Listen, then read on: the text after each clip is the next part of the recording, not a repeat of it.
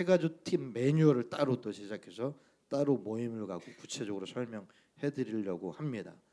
이번에 진행되는 이 제주교육 2차 과정은 세가족 응대 교육이라고 명칭되어 있지만 모든 성도가 세가족이 오면 어떻게 대해야 하는가, 그리고 더 나아가서 교회 내에서 성도 간의 관계에 있어서 어떤 마음과 어떤 모습을 보여야 하는가, 그래서 배려와 사랑이 있는, 위로와 감동이 있는 그런 교제와 관계가 형성되도록 하기 위한 교육이에요. 그래서 이름을 또 새로 붙여보자면 교회 내의 대인 관계 지침, 예를 들면 그리스도인의 교회 생활 지침, 그리스도인의 교회 내 인격 지침, 이런 식의 다양하로 불려줄 수 있는 그런 교육이에요. 얼마나 꼭 필요하겠습니까? 사람들과의 모임인데. 그래서 전도되어 왔든, 이사 와서 잠깐 들려봤든, 명절에 잠깐 들렸든, 어떤 이유로 왔든 우리 교회에 찾아온 분들이 마음을 열 수 있도록, 정착할 수 있도록 그 일에 우리 모든 성도가 영향을 끼칠 수 있게 하기 위한 교육입니다. 많은 생각을 갖게 하는 한 입양 가정에 대한 이야기를 봤어요. 사랑이 많은 한 부부가 있었다고 합니다. 3명의 자녀를 이미 갖고 있었대요.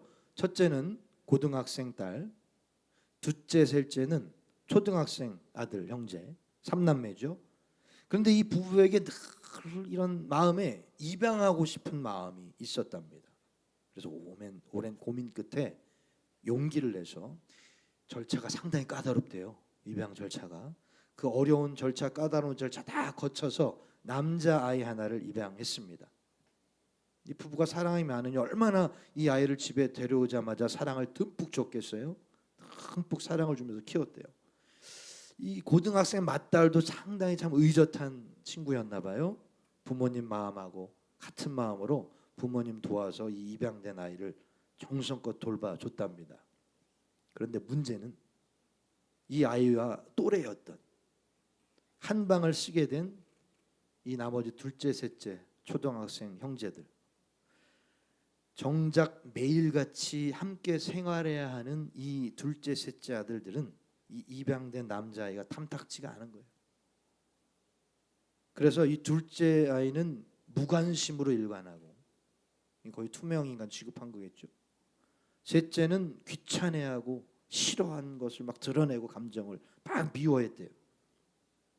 부모님이 직장 나가고 집에 없으면 이 입양된 남자아이는 이 형제들과 종일같이 지내야 하는데, 학교도 같이 가요, 숙제도 같이 해요, 노는 것도 같이 해야 되고 자는 것도 같이 해야 되는데, 여러분 이 입양된 남자아이 마음을 한번 생각해 보세요. 행복했을까요? 마음이 편했을까요?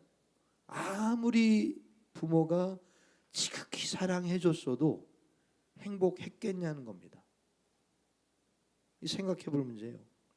새 가족이 오면 담임 목회자의 관심과 사랑도 당연히 필요하고, 장로님, 권사님들 다 이런 중직에 계신 분들의 관심과 사랑도 필요해요. 그런데 누구와 가장 자주 부딪히고 누구와 가장 오랜 시간을 보내게 되냐는 겁니다. 같은 성도들끼리라는 거예요. 모든 성도. 그래서 새 가족은 전 성도의 관심과 사랑이 절대적으로 필요합니다. 방금 말씀드린 입양 가정처럼 아무리 부모가 사랑을 줘도 나머지 가족 구성원에게는 배척당하면 적응 힘들 수밖에 없겠죠. 은근히 교회가 사랑 많은 것 같은데 그렇지 않은 교회, 제가 볼 때는 제가 겪어온 경험에 의하면 퍼센테이지가 더 높아요. 사랑을 느낄 수 없는 교회가 더 많아요. 그게 왜 그런가 하냐면, 제가 분석해 봤더니 성도 자체가 사랑이 없고 그냥 악해서라기보다는 모르는 거예요. 그 디테일함을. 누군가 왔을 때 지금 마음이 어떻겠다, 지금 어떤 심정이겠다가 확 공감하지 못하는, 몰라서 이렇게 그냥 가만히 있었을 뿐인데, 그게 새로운 사람들에게는 상당한 낯설음으로, 상당한 무거움으로, 불편함으로, 또는 사랑 없음으로, 따뜻하지 않음으로 느껴지게 만드는 그런 체질이 형성이 되어 있는 거예요, 교회들이. 근데 애들도 마찬가지예요. 누가 와도 관심이 없어. 그게 적응하기 힘들어, 큰 교회. 자기 스스로 살아남는 분들도 많아. 심지어 우리 아내도 오늘 교회 부목사라 하면 저 누구야? 이런 분위기도 많고. 몰라서 그래, 몰라서. 여러분, 그 모르는 누군가 위치에 서지 않기 바라요. 여러분은 알길 바랍니다. 알기 위한 교육이에요. 새 가족이 교회 일상에서 계속 마주치게 되는 성도들의 만남 통해서 교회 이미지를 느끼게 되거든. 그렇기 때문에 교회의 체질이, 성도의 체질이요, 이게 마음을 열게 하는 체질로 준비되어 있지 않으면 새 가족 정착률은 떨어지는 교회로 될 수밖에 없는 거예요. 초대형 교회 수만 명 모이는 교회야. 이미 그렇게 형성이 돼 있으니 규모가 때로는 극 아이 성향들, 누가 제발 아는 척 안 해줬으면 좋겠는 그런 사람들이야. 오히려 할렐루야지, 너무 좋지, 아무도 아는 척 안 하니까. 그런 성도들 제외하고 그 외에 어떤 그 규모의 교회 아닌 경우는 그 새가족 정착률 높이려면은 우리 모두가 새가족이 마음 따뜻하게 정착할 수 있는 교회를 만들어야지. 그거 아니면 그 교회의 존폐 여부조차 이거 장담 못해요. 세월은 계속해서 가게 돼 있고 우리는 계속 나이 들어가게 돼 있는데, 이 교회가 이 어떤 이 기독교, 한국 기독교 역사에 사라지는 교회가 아니라 계속해서 수십 년, 수백 년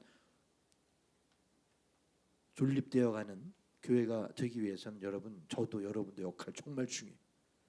정말 중요한 교육이 2차 과정입니다. 무관심한 태도 하나에도 크게 상처받을 수 있는 게 새가족이에요. 누구지? 처음 본 사람인데. 이런 평범한 생각으로 아무 그냥 나쁜 마음 없이 이렇게 쳐다본 것만으로도 상처받을 수 있는 게 새가족이에요. 모를 수도 있죠. 그러나 이제는 알아야 합니다. 내가 몰랐다고 해서 주님께서 너 몰랐으니까 괜찮아 하실까요? 아니요, 그렇지 않아요. 책망하십니다. 모르고 지내는 것도 잘못이에요. 모르고 지은 죄 용서받을까요? 옛날 대표 기도할 때 사람들 보면 알고 지은 죄, 모르고 지은 죄 용서해 주셨고, 들어보신 적 있죠? 성경적이지 않죠. 모르고 지은 죄는 용서받을 수 없습니다. 왜요? 회개할 수 없기 때문에. 근데 무슨 모르고 지은 죄를 용서해 달래? 대표 기도하는 사람. 모르고 지은 죄가 얼마나 무서운 겁니까? 용서 못 받는데 그 지옥 떨어져도 할 말 없는 거 아니에요? 회개할 수 없으니까 용서받을 수 없지.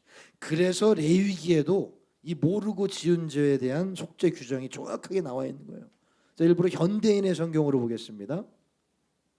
다 같이 읽어볼게요. 시작. 어떤 사람이 나 여호와가 금한 명령 중 하나를 모르고 범했을지라도 그것은 죄가 되므로 그는 그 죄에 대한 책임을 져야 한다. 모르는데 어떻게 지지 책임을? 너무 억울하지 않아요? 너무 난감해요. 모르고 범했을지라도 죄가 된대. 책임을 져야 된다. 모르는데 어떻게 책임져요? 다행히 그 다음 구절에 답을 주셨습니다. 시작. 그는 모세 내가 정한 값에 해당하는 흠없는 수양을 속건제물로 제사장에게 가져갈 것이며 제사장은 그가 모르고 범한 잘못에 대하여 속죄해야 한다. 그러면 그가 용서받게 될 것이다. 모르고 범한 잘못에 대해서 속죄해야 된다. 여기 누가 껴있어요? 제사장 그리고 모세. 가르쳐주는 사람이 있게 마련이에요. 모르고 지은 죄에 대해서도 깨닫게 되는 순간이 있다는 겁니다. 쭉 가게 내버려두지 않는다는 거예요. 그게 목회자들의 역할이고, 또 말씀 읽다 보면 스스로 깨닫게 돼. 성령께서 마음에 강하게 감동 주실 때가 있고. 그럼 그 이상 그때는 모르고 지은 죄가 아닌 거죠. 알게 되는 거죠. 그 전에 몰랐는데 내가 이거 죄였구나. 또는 이거 주님이 기뻐하시는 일이 아니었구나. 깨닫게 되는 순간은 반드시 와요.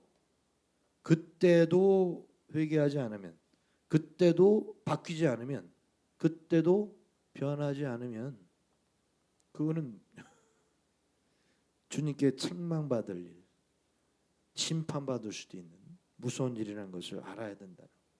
몰랐다고 그만인 것이 아니라 반드시 그걸 알게 해줘야 하고 또 알아야 하고 회개하고 돌이켜야 하는 겁니다. 또 죄까지는 아니어도 내가 무심코 보였던 눈빛, 태도, 이것 때문에 새 가족이든 또 다른 누구든 상처를 받았다면 그것은 상처받은 사람 잘못이 아니라는 거예요.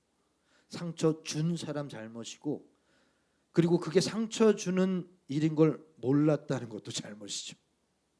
그런데 몰랐다가 알게 되면 이게 고치면 상관없는데, 아니 그게 뭐 이러면 이거 계속 상처 주는 일을 하게 되는 거예요. 그리고 그것은 주님이 말씀하신 무서운 죄라는 것 알아야 합니다. 지난주 오리엔테이션 때 말씀드렸던 구절, 또 누구든지 나를 믿는 이 작은 자들 중 하나라도 실족하게 하면 차라리 연자맷돌이 그 목에 매여 바다에 던져지는 것이 나으리라. 연자맷돌 말씀드렸죠? 소나 나귀 등 이런 가축들 힘을 이용해서 돌리는 대형 맷돌, 큰 거는 뭐 이거보다 더 크대. 지름이 150cm나 되는데 얼마나 큰 거예요. 무게가 1톤이 넘는 것까지 있고. 예수님께서 신앙적으로 약한 사람에게 상처 줘서 안 된다, 신앙생활 못하게 만든 그런 자의 죄가 얼마나 큰 죄지, 엄하게 이 맷돌을 목에 달고 바다에 빠지는 것, 야 무섭습니다.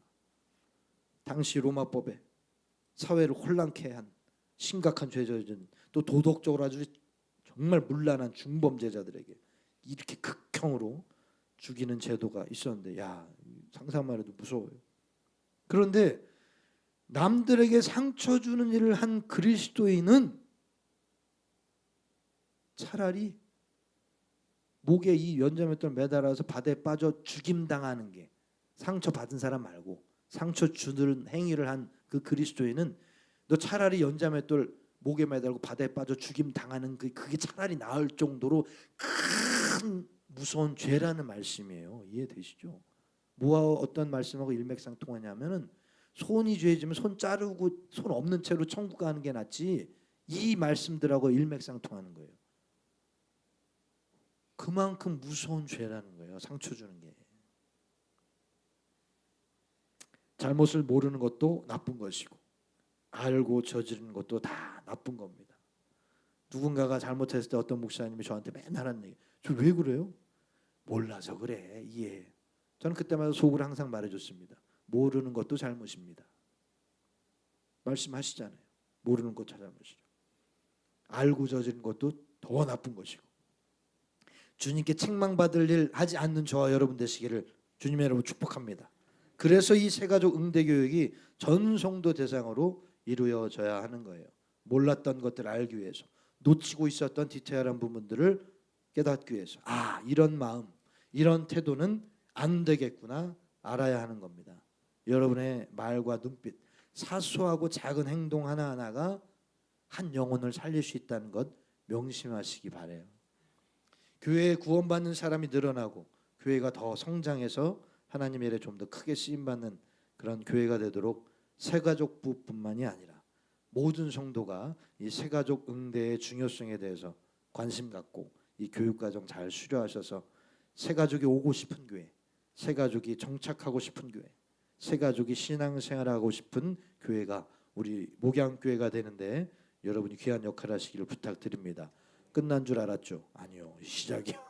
첫날은 어쩔 수 없어. 지금 속으로 그런 느낌과 톤으로 기대한 분이 있을 것 같아서 미리 얘기하는데 좀 더 남았어요. 오늘 또 이 부분 실망, 너무 실망이고 자기도 모르게 웃어. 너무 실망하셔도 어쩔 수 없어. 첫날은 조금 길 수밖에 없어요. 일과입니다. 일과. 새 가족을 향한 기본 마음가짐이에요. 첫 번째는 내가 새 가족의 보모다, 이런 마음 가져야 돼. 새 가족은 영적 신생아예요. 신생아는 돌봐줄 사람이 필요하죠. 나이도 충분히 있을 수 있고 사회적 지위도 충분히 있어요. 그러나 또 나보다 또 막 더 부자일 수도 있고 뭐 나보다 더 많이 배웠을 수도 있고, 그러나 그런 것과 전혀 상관없이 새 가족은 신앙에 있어서는 또 적어도 우리 교회 생활에 있어서는 초보자라는 것이죠. 그래서 돌봐줄 사람이 필요한 겁니다. 그런데 한국교회의 특징이 내가 하는 봉사 외에는 관심이 없다. 이게 한국교회의 특징이에요. 또 조심스러워서 그럴 수도 있어요. 다른 봉사에 이렇게 관심을 갖는 건 참견이 될 수도 있고 월권이 될 수도 있고 나대는 것으로 보일 수도 있고, 물론 그 봉사를 딱 담당하고 있는 성도들은 인정하고 존중해야죠. 그런데 새가족과 관련된 봉사는 봉사만으로 그치는 게 아니라 생활이 돼야 돼요. 생활. 그냥 무슨 말이냐면, 여러분 이렇게 웃는 게 봉사인가요? 친절하게 이렇게 인사하는 게 봉사인가요? 옆자리에 누구 앉으라고 이렇게 가방 빨리 여기 앉으세요 이렇게 뭐 하는 행동이 봉사인가요? 무슨 말씀인지 이해되시죠? 새가족 담당자들이, 새가족부, 새가족 팀들이 봉사를 맡은 사람들이 새가족들 일일이 항상 다 쫓아다니며 섬길 수는 없습니다. 또 다른 일 맡은 것도 많은데 한계가 있어요. 새가족이 가장 자주 마주치는 사람들은 불특정 성도예요. 누구나 만날 수 있다고요. 어디에서 누구를 마주칠지 모르기 때문에 모든 성도가 내가 새가족의 보모다라는 이 마음가짐이 있어야 한다는 겁니다. 새가족은 약자예요, 약자. 그렇기 때문에 그들을 향해서 배려와 사랑의 마음을 가져야 합니다. 약자이기 때문에 교회가 낯설고요, 어려워요, 두려워요. 그래서 무관심한 표정만으로도, 그런 눈빛만으로도 그게 적대적으로 느껴질 수 있어. 상처가 될 수 있고. 그렇기 때문에 우리 눈빛 하나하나도 다 조심해야 돼요. 눈빛 연습을 해보세요. 이렇게 살짝 눈웃음 짓는 눈빛으로 이렇게 항상 훈련하고 이렇게. 저도 그래서 웃는 편이거든요. 저도 웃는 편에 인상을 안 지면은 자 보세요.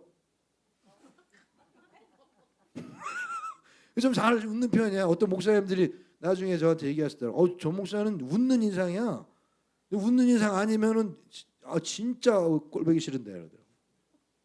그러니까 훈련해야 돼요. 이렇게 살짝 본인 표정에 항상 가오를 벗으면서 괜찮은가를 한 번씩 이렇게 연습하셔야 돼요. 생활해야 돼요. 누굴 마주칠지 모르는데. 새로 온 분들 왔을 때, 그러니까 막 가가지고 그렇게 안 해도 돼요. 이렇게 처음 보는 분 있으면 눈빛을 좀 부드럽게 하려고 이제 속으로는 누구지 할지라도 눈빛은 오면 눈 인사로 뭐 이런 느낌으로 해야지. 그냥 소 닭 맨날 헷갈려. 소 닭 보듯 만나요? 네. 그런 거 하지 말아요. 이거 마음에 새기시기 바라요. 낯선 곳을 방문하는 거는 어려운 일이에요. 그걸 감수하면서까지 낯선 곳에 왔다라는 건 그들 나름대로 다 사연과 이유들이 있죠. 그런데 그런 분들이 교회에 잘 정착하기 위해서는 신생아들 보듯이 조심스럽고 부드럽고 상냥하게 돼야 한다는 거예요. 여러분 신생아가 막 우는데 아이고 시끄러워 이렇게 울어 새끼야 시끄러워 아이고 데리고 나가. 또는 이게 무슨 냄새야? 쌌나 봐. 더러워. 저리 꺼져. 이런 성격 파탄자 안 계시죠? 또는 안 그러시잖아. 안 그러시니까 얘기하는 거예요. 그런 분이 어디 있어? 또는 신생아가 길바닥에 이렇게 누워 있다고 생각해 보세요. 웬 아기가 길바닥에 있나? 그리고 그냥 지나가는 사람이 있을까? 아니잖아요. 상식적으로.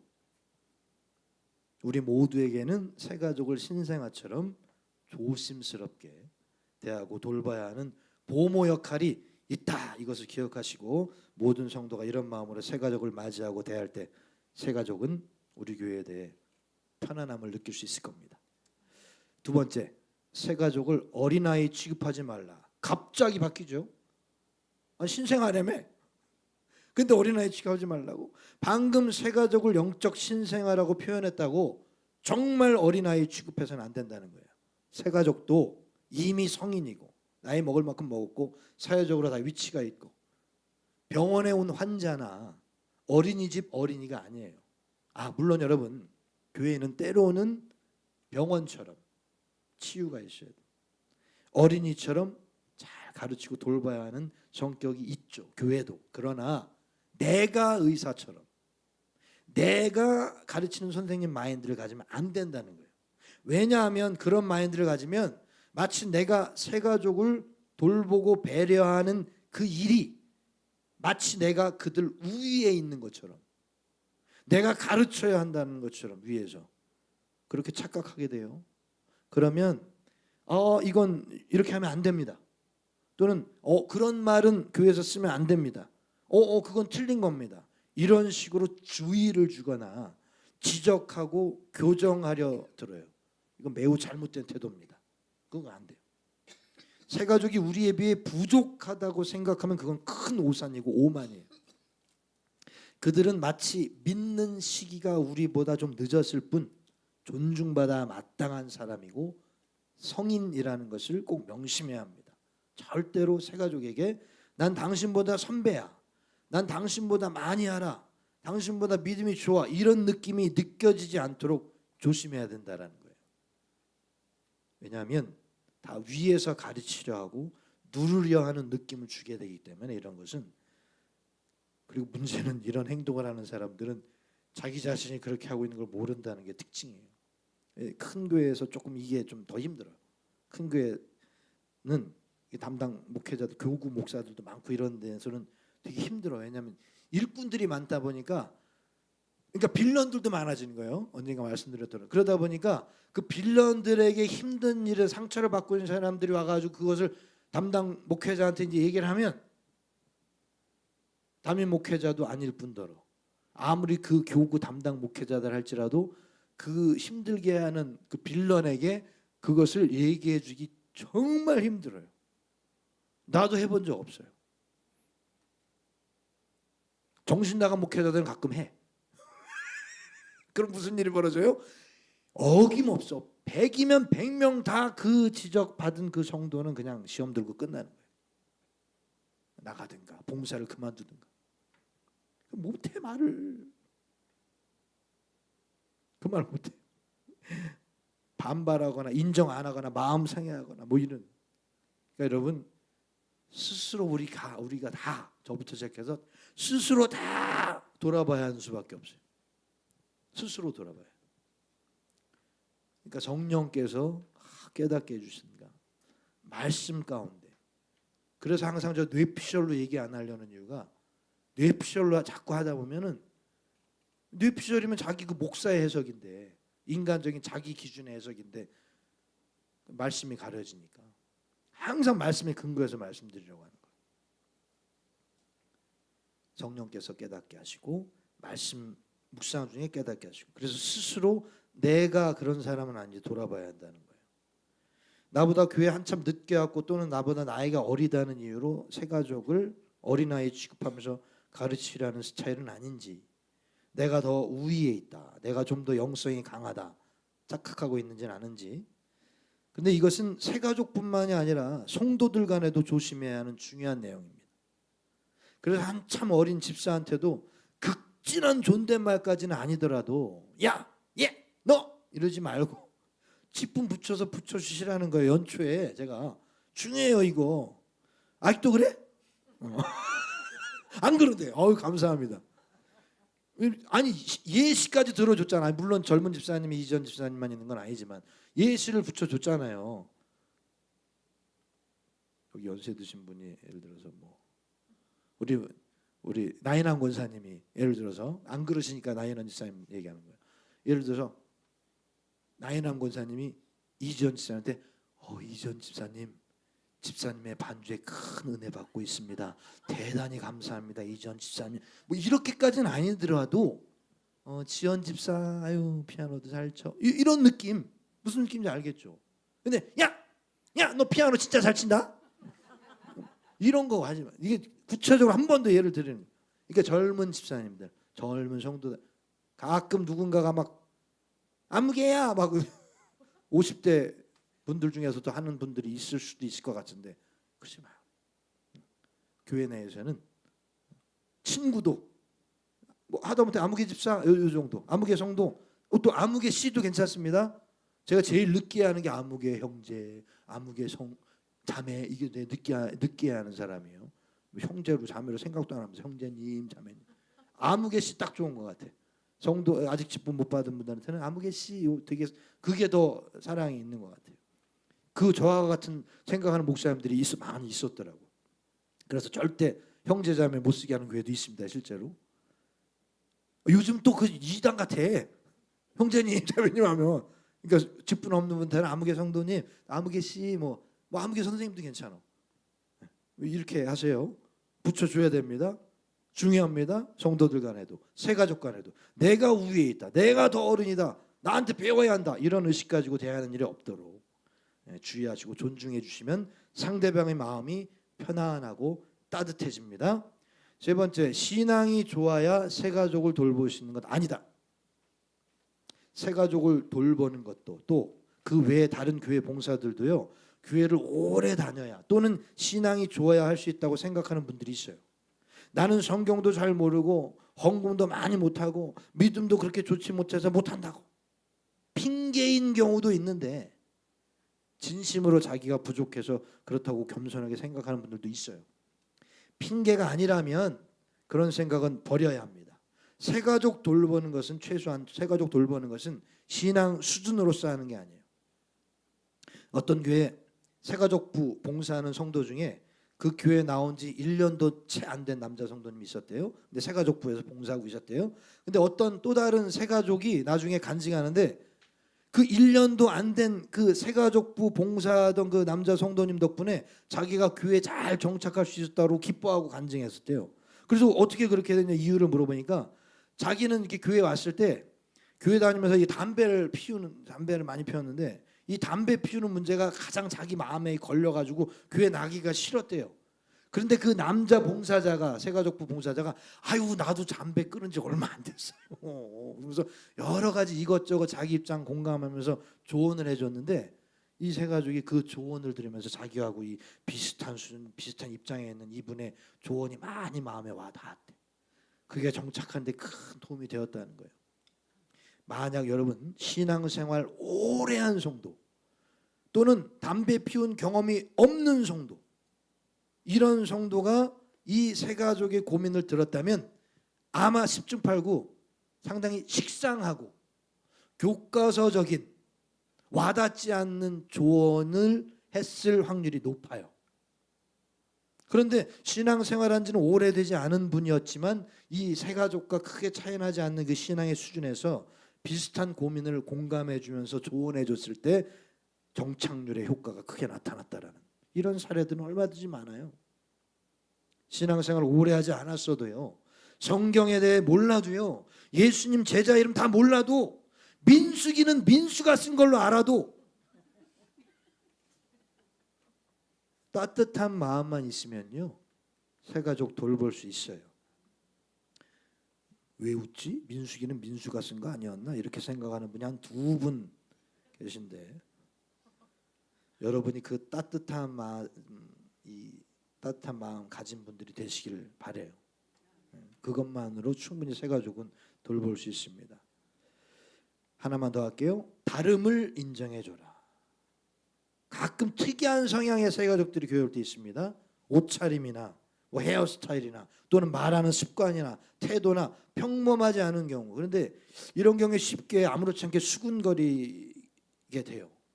평범하지 않은 사람을 보고.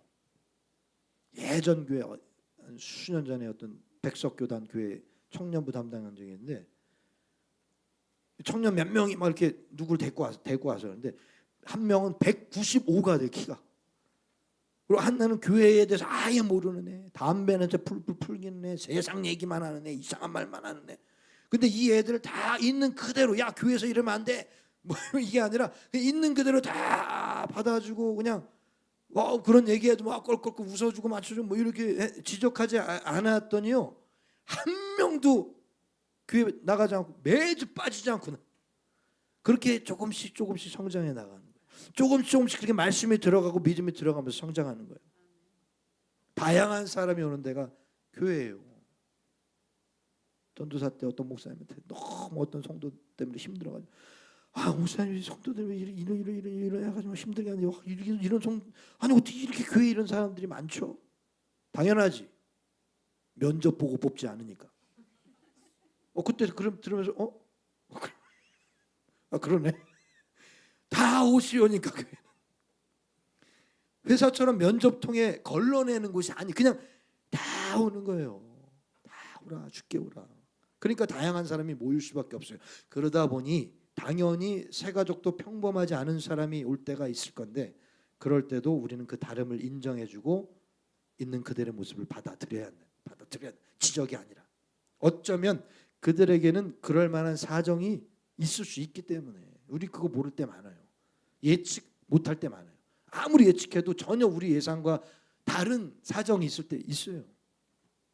제가 21살 때인가 2살 때 그 모 교회, 제가 자랐던 그 교회 방황을 마치고 돌아왔던 시기가 21살, 22살 때인데, 또 오랜만에 교회 왔더니, 제가 그 교회에서 성장했기 때문에 어렸을 때부터 아는 청년들이 있을 거 아니에요. 동생들도 있고. 근데 그중에 한 여자아이가 후배인데 걸음걸이가 아주 약간 특이했던 아이가 있었어요. 어렸을 때. 근데 그 아이가 여전히 변함없이 그 특이한 걸음걸이길래 난 아무 생각 없이, 이거 만약 녹화돼서 나갈 거야 이름 얘기하면 안 되고, 아유 아무개야 너 여전히 걸음걸이는 똑같구나 이랬어요. 그런데 그 다음부터 얘가 엄청 적대적으로 대하는 거야. 나를.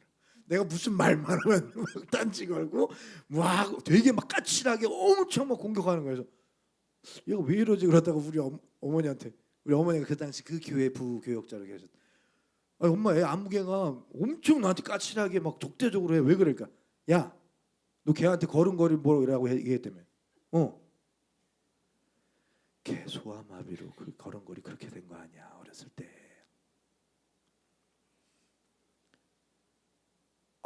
나 그때 그 순간에 아직도 이 기억이 나. 이 괴로워서 못 견디겠는. 아직도 괴로워. 그때 그 순간 그것을 알게 됐을 때 그 고통이. 왜냐면 그렇게 심하게 우스꽝스러운 걸음걸이가 아니었거든요. 그냥 약간 특이한 정도였기 때문에 아무렇지 않게 얘기했던 건데, 그게 어렸을 때 소아마비 때문에 그런 거. 막 미치겠네요. 떼굴떼굴 굴르고 싶을 정도 너무 괴로운 거예요. 근데 이것을 사과하는 것조차도 괴로운 거예요. 사과하면 또다시 그 아픔을 건드게 될까봐 너무 괴로운 거예요. 그래서 그 다음부터 얘가 우리 아내랑 이제 교제 시작한 게 된 걸 알게 돼서 또 나타, 오빠 미정이 언니랑 사귄다며? 오빠가 왜 그 언니랑 사겨? 이러고 그렇게 됐을 때인가. 그런데 지은 죄가 있으니 그것을 다 계속 내가 아무렇지 않게 그 까칠함을 다 받아줬어요. 그 방법밖에 없겠더라고. 그걸 끄집어내서 내가 사실 이래서 몰라서 그랬던 거 얘기 꺼내는 것도 괴로운 거예요. 저는 그것조차도 조심스러워서 그렇게 안 하고 그냥 행동으로 계속 다 받아줬어요. 다 까칠하게 하는 것도 아무렇지 않게 내가 그 징계를 받는 것처럼 얘한테 그것을 다 예를 들어 맞는 것처럼 다 받아주는 방법을 택했어요. 그랬더니 다행히 이 시간이 지나니 얘가 싹 풀어졌나 봐. 우리 결혼식 할 때도 아무렇지 않게 와가지고 기쁘게 해맑게 저하고 또 다시 관계가 회복되고 그런 일이 있는데, 여러분 장담하지 마세요. 제 어렸을 때 그 20대 초반 때 그 실수가 여러분의 실수가 언제 될지 몰라요. 아무리 우리가 신앙 연수가 많아도. 왜? 그에 대해서 아무렇지 않게 무슨 사정인지 몰랐을 때 나도 모르게 그런 상처를 주게 될 수 있다는 거 우리 항상 정말 조심해야 합니다. 맥스 루케이도라는 작가이면서 목사이신 분이 쓰신 책에 이런 글이 있습니다. 우리는 오늘 아침 비틀거리는 남자를 비난하지만 그가 어제 구타당하는 모습은 보지 못했다. 절뚝거리며 걷는 여자를 판단하지만 그 여자의 신발에 박힌 압정은 보지 못한다. 우리는 그 사람이 진짜 속사정 모르면서 그 사람 오해하거나 쉽게 비판할 때 있습니다. 물론 그 속사정을 우리가 일일이 다 어떻게 알겠어요. 그러니까 조심해야 되는 거예요. 일일이 다 알 수 없으니까. 우리는 교회이고 하나님 자녀이고 그리스도인이기 때문에 그들의 속사정을 모른다 해도, 평범하지 않고 나와 다르다 해도 우리와 다름을 인정하고 받아주려는 마음 자세를 가져야 한다는 겁니다. 나와 달라도, 특이해도 정죄하거나 비난하거나 험담하거나 수군되지 말아야 합니다. 나와 다른 것, 그 다양성들을 이해하고 받아주다 보면 언젠가 새 가족의 깊은 속마음도 속사정도 알게 되고 서로 나눌 수 있게 되는, 서로 보듬어주고 위로할 수 있게 되는, 그리고 그들이 마음을 열고 교회에 잘 정착해서 함께 신앙생활할 수 있는 그 날이 오게 될 겁니다.